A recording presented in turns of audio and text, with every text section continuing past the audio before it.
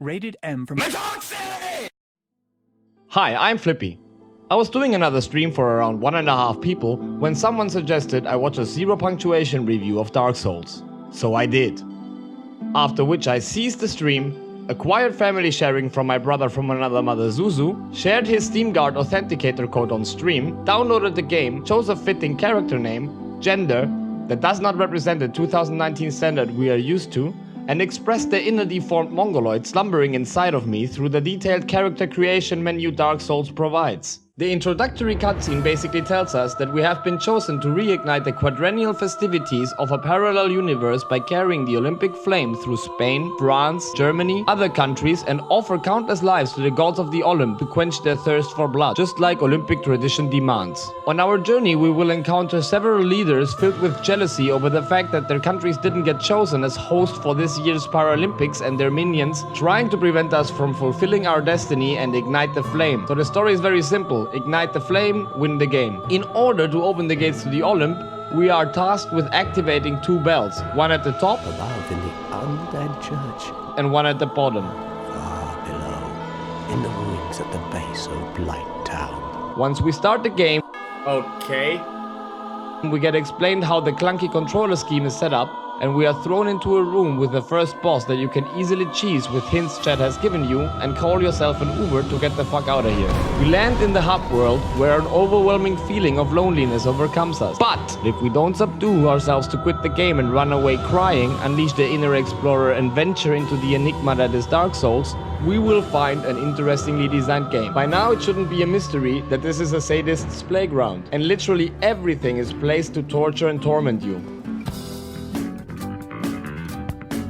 And exactly this is Dark Souls' strength. Nothing is out of place, and the game will guide you through its design, and not by some flashing lines on the ground or squeaky NPCs. Yeah, shut up, Navi. Although the game is open like a hooker, you will encounter enemies that are harder to kill at the beginning. You could theoretically bash yourself against the wall until it breaks, but a smart person would look for a place where progression goes smoother than chopping down a tree with a plastic knife.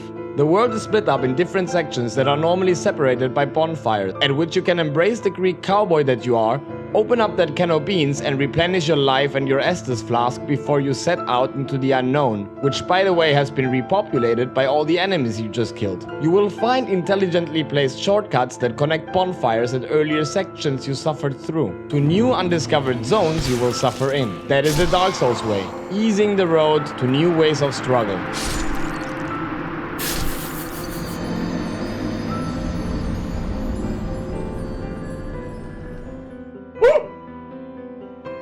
Dark Souls 1 teaches us the interconnectedness of life itself by its complicated, enigmatic, unified map layout. It is seriously easier to find your way through a duck's maze vagina than mapping Dark Souls. The feeling you get when opening a connection to an earlier bonfire or to the fire link is priceless and irreplaceable.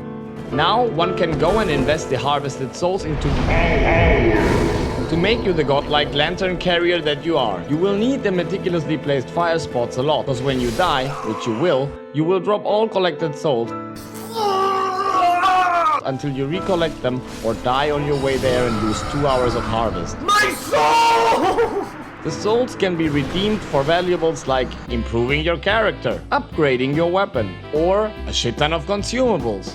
Because the game is, despite popular opinion, incredibly easy, you can find humanity with which you can remove the undead from your rotting carcass and transform you back into the beautiful human being that slumbers somewhere deep inside that hideous appearance of yours.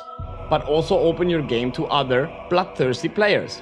I personally never used the meth boost knowingly, as I felt that the PvP experience is not the main focus of this game, although the combat is amazing. You can parry your opponent's incoming attacks, riposte like there's no tomorrow, and if you master the easy but effective combat system, all the perils will be your slave.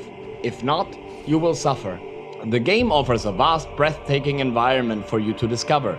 I was amazed of how good Dark Souls looks. I played the Prepare to Die edition, so I don't know how well the original has aged or if there is even a difference. Anyhow, the way this game presents itself reminds me of the girlfriend I had when I was 19. Our relationship was incredibly toxic and destructive, but her looks kept pulling me back. The environment is presented with subtle but effective sounds and little audio tweaks to every sound you produce depending on where you are. So your footsteps or other sounds like lighting a fire will sound different in a big hall than in a cramped up environment. You will suddenly feel the world around you, therefore making it more credible and immersive. The only thing that will disturb your dreamlike exploration is one of the 22 unique bosses you will stumble upon.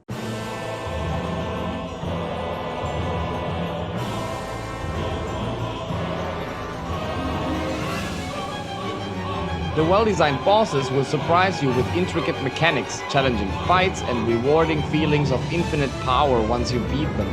Bosses are hard but fair, and most of them have interesting mechanics.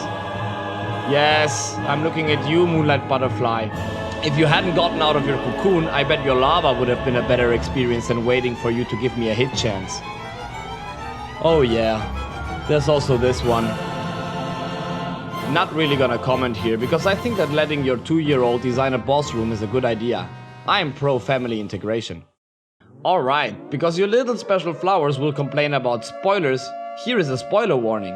I will talk in detail about the game until the midway point, so if you are afraid that I will ruin the game for you despite my efforts of not spoiling too much, stop the video now and go back to crying about the unsafe space the internet is.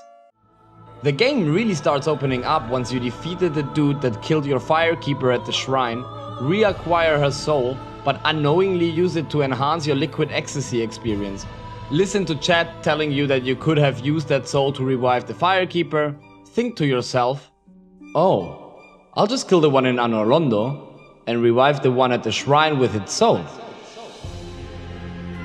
Proceed to do that, notice that something is wrong, no, what? And get told by chat that it was a unique soul. Soul you got from Yeah. avenging her is a unique soul. You then really experience the first-class frustration this game can bring. The only solution you see now is to go on a rampage.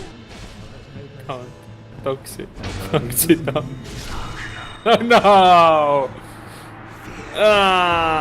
Why? Jump off the roof and delete your 50-hour save file. So yeah, I didn't finish the game because I was frustrated and demotivated. Those 40 hours of gameplay.